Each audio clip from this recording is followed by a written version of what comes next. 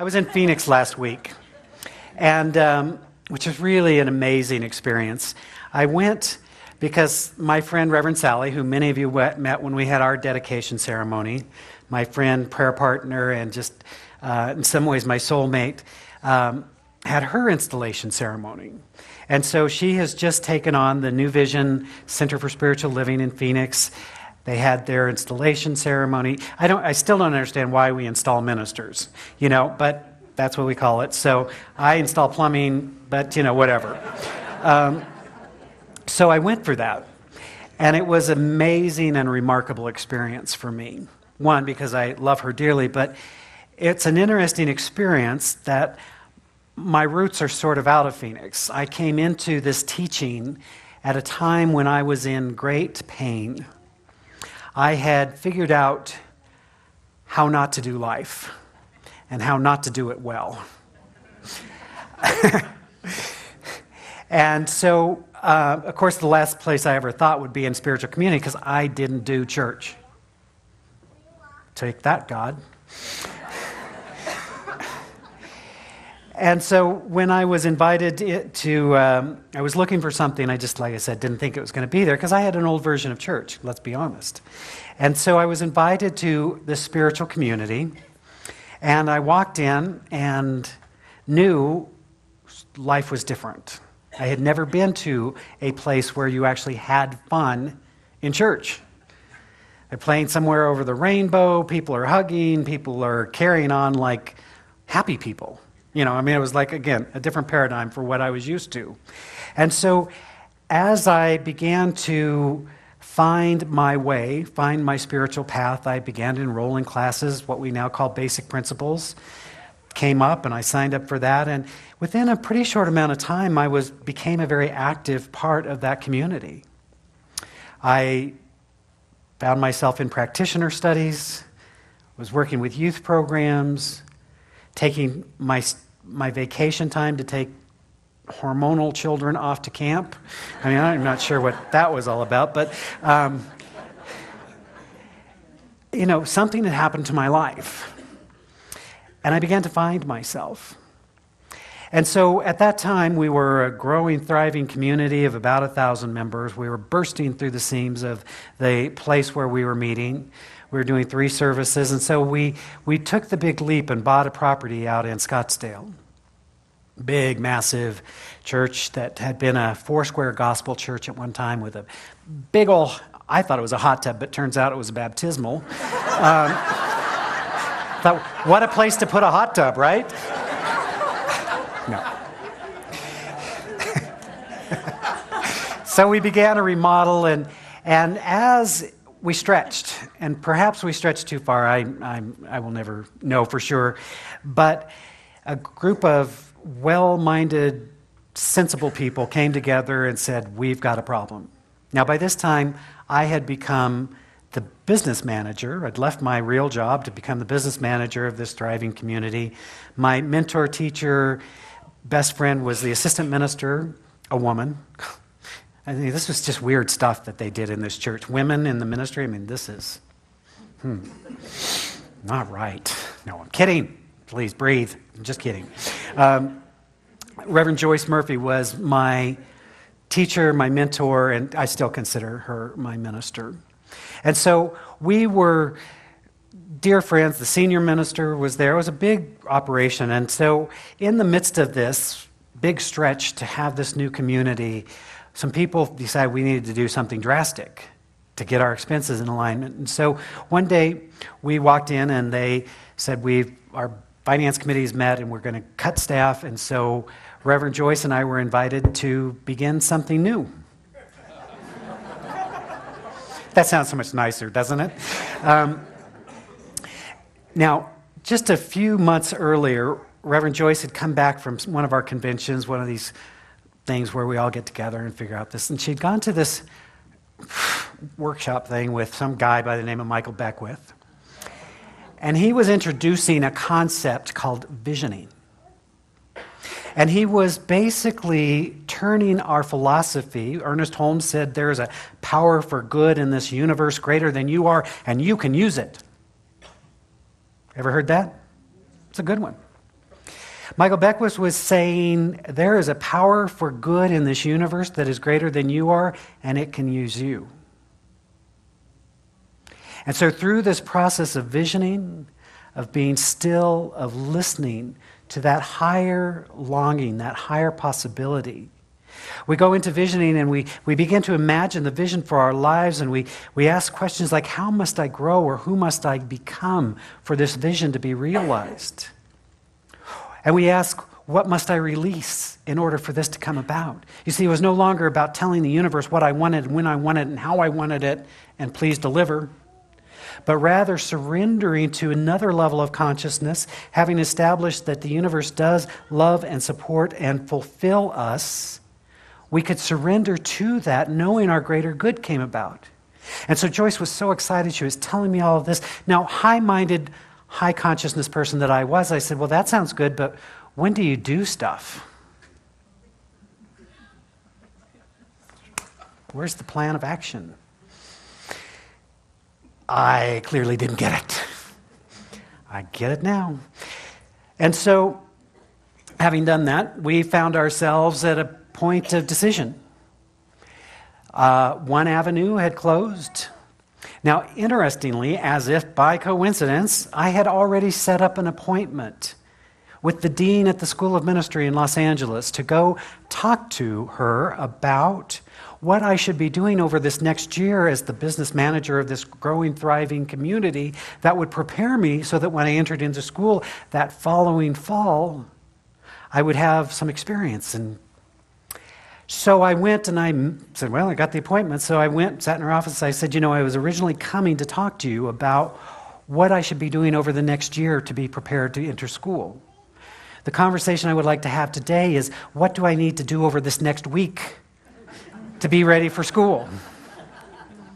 And I began. This is where it all started. So for the first 6 months, I commuted from Phoenix to LA to go to school. You see, there's a pattern you begin to imagine.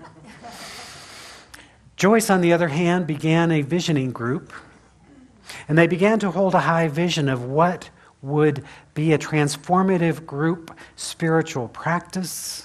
Out of that visioning, a new idea to form a new spiritual community called the New Vision Center for Spiritual Living was born. And so she began that work. Now, it's interesting to me that as she was, at that point, she was already kind of thinking about retirement, but she said, maybe 5 years. And so we had conversations about maybe you'll come back here and you could take this over. And I just had such clear guidance that that was not mine to do. And so on the opening day, my friend Marilyn Shalene and I, who had gone off to school with me, drove back, and we were there for the first inaugural service. We bought flowers. I wore a tuxedo. It was a big deal. It was very fun. And that was the last time I'd been to this church before last weekend. So all of you that only come every once in a while, you got nothing on me. I go every 25 years whether I need to or not, right? So interestingly, when I graduated from school, there was another student who graduated out of the Denver campus at the same time. And so at our final experience, we do all these things that for the completion week, graduation week, and then we're off and running. I met this lovely woman by the name of Michelle Medrano. I said, she was at the service this week, and I said, so I met this woman in a hot tub and we fell in love. And then I realized, that sounds completely inappropriate. Let me redefine what I mean. We had a very loving relationship so it was good. She became the new minister that succeeded Reverend Joyce. So then after 20 years of serving as a ministry, she's gone back to Denver to serve at the Mile High Church. And they called my prayer partner, Reverend Sally, to be their minister. So it was a very interesting experience to be there and be part of this 25-year anniversary, this installation of my friend, and I got to really experience the transformation that has happened in my life. Because I know this comes as a shock to you, but I have not always been the sparkling, enlightened soul that you see in front of you. I thought about that, how so many of us, it seems there's two doors that we come into this center. One door is called divine discontent. It is called a longing for something more. It is called, I've been reading some books, came across a Louise Hay book, Heal Your Life, or Wayne Dyer, who's made $1 gazillion teaching what we teach. And I want to know more, and somehow you found your way in the door. The other door is that door that we come through when our lives have been fundamentally changed. And we're looking for a different way, perhaps a loss, a death, something has happened, and we're in pain, and we're looking to find a new way of living. You can only imagine that was the door I came through. And so I was thinking about how powerful it was to look at who I am today. This person, broken, wounded, hurt, horrible self-esteem, completely codependent, trying to figure out how to do life. And today to stand in front of you and, we all know he ain't perfected. Give him another 25 years, maybe he'll get a little bit, but to know who I am, to know that I am a spiritual being, that I am powerful, that I am co-creative with a divine intelligence which only seeks my highest good. And to be able to stand in that awareness that the universe is seeking its highest good through me as me, it's a very powerful place to live from. And so one of the things that I begin to notice is that when we begin to make that surrender, then life changes for us. I always joke about this, that people come into the teaching and we say, you can change your life. They say, great, sign me up. And then halfway through some course, they're going, wait a minute, my life is changing. I want my money back. Or can I have my old life back? That's in the middle of the phase. And by the way, no to both. We're keeping your money and you can't get your life back. So there.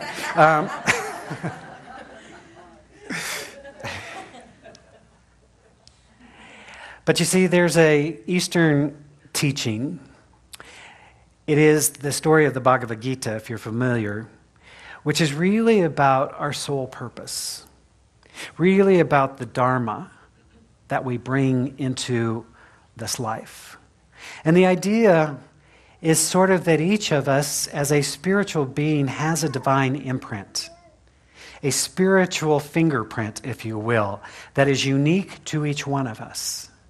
And that our life's work is about discovering or rediscovering that which brings joy to our soul and for that which we are to serve. Now, sometimes I know we like to think that it's going to be this big, grand, wonderful thing. We'll be rich, we'll be famous, we'll be whatever. That's sort of the Hollywood Western version of Dharma, right? That of course you're going to get rich by it. You'll be famous. But there's a way of experiencing our lives where we are so in tune with who we are and what we are to be and what we are to become. And so often we are the last ones to know it. We're the last ones to recognize our own gift. Have you noticed this? It is an amazing thing. I remember sitting. I had been in prayer about my life. I'd gotten very active and involved in the spiritual community. As I said, taking kids off to camp. I mean, it was like, I think about this, I actually cut back to 4 days a week because I was spending 1 day a week in the office helping at the center, which was a growing, thriving thing, asking, what should I do with my life? So one day I said, Joyce, can I take you to lunch? She said, sure, honey. So we went and we sat. I said, I'm thinking about becoming a minister. And she said to me, and? Like, you're the only one that hadn't figured this out yet? Look, it was like, how blind am I to who I am? Now, I'm sure none of you do this. I'm convinced of it, but thank you for taking my confession, I always like to say, right? We can see other people's gifts. We see other people's beauty. We see other people's magnificence, and then we walk around going, what am I supposed to do with my life? And so when we know we're in our Dharma is when we are experiencing that profound sense of flow, of joy, of peace, of harmony. It doesn't matter where your life is. For one, it's different for everyone. That's the thing we must recognize. But we begin to recognize it by our sense of connection, by divine being. And so as I surrendered to this process, my life changed. And the ways of my life that had been in place fell away so that a new life could emerge, a new possibility. You see, when we think that we get to keep our life exactly the way it is and have the new life, something's got to give. And so I tell you this now, maybe I should have told you before, but now, if you are on this path, you can run, but you cannot hide. You can ignore it. You can pretend that that which is calling you is not calling you. And then it will thrust itself upon you and beat you down. No, well, sometimes it does. If you're really stubborn, like I was, right? It's the soul's longing to be expressed. It's the soul's longing to be revealed. You see, the great teacher, one of the greatest teachers of this Dharma, who is also a student of the Bhagavad Gita, was Thoreau. How many of you are familiar with Thoreau and Walden? Anybody that ever took a literature class knows Walden. One of the great iconic works of the Transcendentalists. That said, if you must listen to that drum that is beating in your life, in your heart, in your way of being, and follow that, you must be true to your authentic self. Now, here's what I want to tell you about Thoreau. Very well known. His essay, Civil Disobedience, inspired some of the greatest advocates of freedom that we know. Mahatma Gandhi, Martin Luther King, Nelson Mandela were all students of Thoreau. But in the day when Thoreau was writing Walden, he was not recognized as a great and powerful literary person. In fact, he was widely discarded, overlooked, and scoffed at. Walden, his great, famous masterpiece, the first printing was 2,000 copies. It took exactly 8 years to sell all 2,000 of those copies. So here's what I want to tell you. If you are expecting that the world is going to shout and celebrate, then you say, I have decided to answer to my divine calling, and I will be. And you're waiting for thunderous applause and everyone around you to say, hallelujah, you have come to yourself. My child who was lost is now found. It may not happen that way. In fact, sometimes really well-meaning, practical people will share their wisdom with you. They will say helpful things like, well, let's be practical. Right? Let's think this thing through. You're going to try that in this economy? Right? Now, we can judge them. In fact, let's do that for 15 seconds. Okay, we're done. Now, we're going to move on to a higher spiritual plane, right? Because people live out of their own paradigm. But those of you who know what I'm speaking of, who are knowing that inner angst, that divine discontent, that sense that life is calling you to yourself, to that greater something. You know what I'm talking about here. And that is the beauty of being in this spiritual community, where those souls that will join with you and say, hallelujah. And, as my friend Reverend Joyce said to me, and, really? You're just figuring this out? Because we've all known this for some time. You see, when we begin to answer that divine calling, when we begin to make that primary surrender, I love that idea. Howard Thurman talks about the primary surrender. And he says, when we make that primary surrender where our life belongs more to God than to self, we need to know we begin to let go of some things. We begin to let go of our old way of being.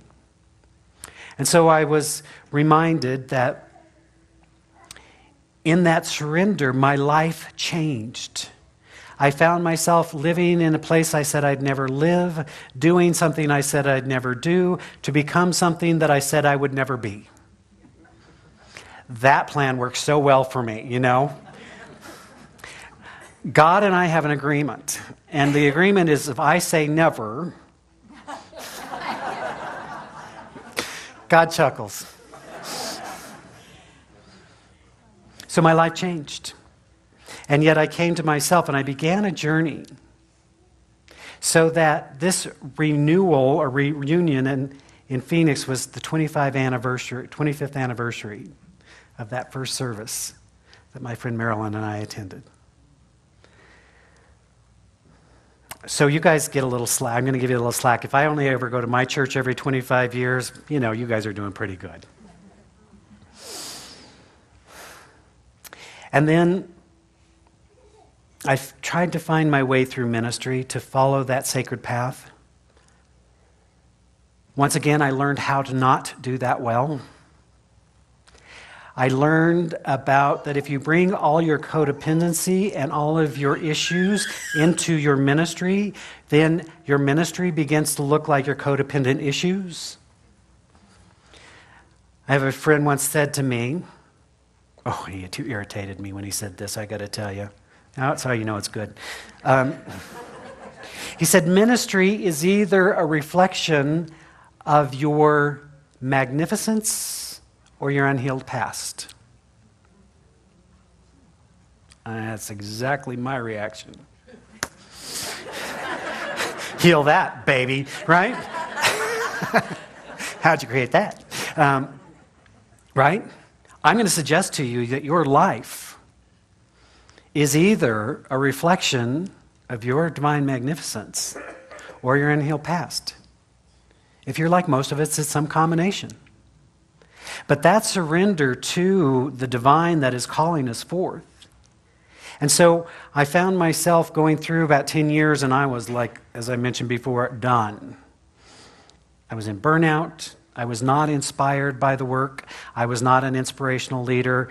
I was intrigued by other aspects of ministry, and I chose to step out of pulpit ministry, fell in love, moved to Sun Valley to support my beloved partner in becoming this minister, and I would do life.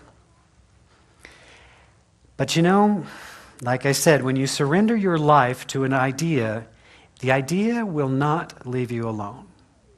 And after having gone through a very dark place, I began to emerge in a new way. Hear the theme? I began to realize that there was another way of being and that I had a gift to give and that I needed to give that gift in order to fulfill my purpose. A little church by the name of the Salt Lake Center for Spiritual Living was looking for an interim minister in 2006. I said, well, I got nothing going on. I'll do that. Some of you liked me and you wanted me to become your minister, but I had made an agreement beforehand I was not going to become your minister. Never. So it was an inevitable thing. Which reminds me, Larry said to me, I remember one Sunday he said to me, you know, we'll double our tithe if you'll become our minister. So I need to check in. Just having to think of that. Where's our bookkeeper? No. And so then 3 years later, in 2009, I was invited to become the minister. Consult. I was just going to consult. So here we are, 4.5 years later. Now, over the last 6 to 8 months, my life has changed again. I have moved 3 times. I've been involved in 3 different moves, including this one. Done a major remodel. Ended that 13-year relationship. And then this week, in the midst of this weekend, there was Friday night, Saturdays, we're about to go to dinner and meet some minister friends. I got a call from my trainer to tell me that my beloved Josie was in an accident and had to be put down. I know. So, it's been a tough week, but tough in the way of just allowing this profound sadness to just be sad. You know, you've heard my stories about my teacher, Josie. And yet I know that there's a power greater than I am at work, and that things on this plane are different. The occurrence that I had, the awareness that I've had as I've moved through this is once again that the old has fallen away. All of the ways that I defined myself in Sun Valley are gone. You've heard me say I'm here. And what I am so profoundly aware of is my own dharma, that I am in my right place, doing my right work at the right time. I am grateful to be part of this community, and I'm grateful for what we're creating together. And so I'm listening more deeply to that presence that is seeking its revelation. And I'm surrendering. Now, there's no need to fight to get my life back. 1, it doesn't work, and 2, it ain't going to happen. But that surrender, that's why I love that phrase that Howard Thurman says of when we surrender, make the primary surrender, and our life belongs more to God than to self. And so my daily prayer is use me. Use me for my highest good. Use me for that, what is that phrase from the Bible? It is for this moment that I have come. I have a profound sense of that, of what we are creating, yes, right here in Utah. Of course, it was kind of fun to be in Phoenix. I said, what does it say, Arizonans, when Utah is ahead of you in terms of civil rights? You know, you guys got to be concerned, right? But right here in Utah, there is an awakening occurring, and there's an awakening occurring across the planet. We are being invited to a higher way of living. It doesn't make anybody else wrong, but you can see it, you can feel it, you can sense it. If you're wondering what's going on with you, you are a part of an awareness that is emerging and that is calling for transformation. When we make that primary surrender, we can no longer live the life we used to live. I've had so many awarenesses around this, but I don't say any of this so you can feel sorry for me if you're sad, because I don't feel sorry for me. I just know that when we really make that surrender, then we get to show up. Now, it was interesting that in this weekend we had an amazing experience on Friday night. This thing happened on Saturday. Sally had bronchitis, asked me to speak to the community, which I forced myself to do on Sunday. And I thought, this is life. We assign the good, we assign the bad, we assign the happy, we assign the sad. It's just life. And when we're in that higher awareness, we begin to sense and realize what sounds trite, but that perfection of all life. And we begin to realize and appreciate how precious all of it is. So, I am grateful to be part of this. I know that I am following my dharma, my life's purpose.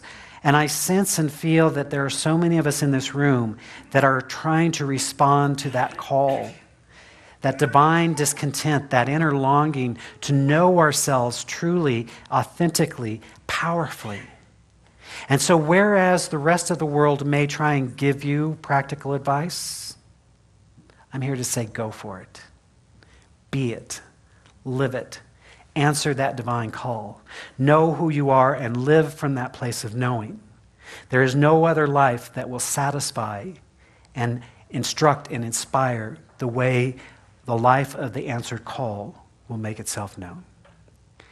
And so I tell you, my friends, wherever you are on this journey, just know that you are loved and completely supported in being that highest authentic self.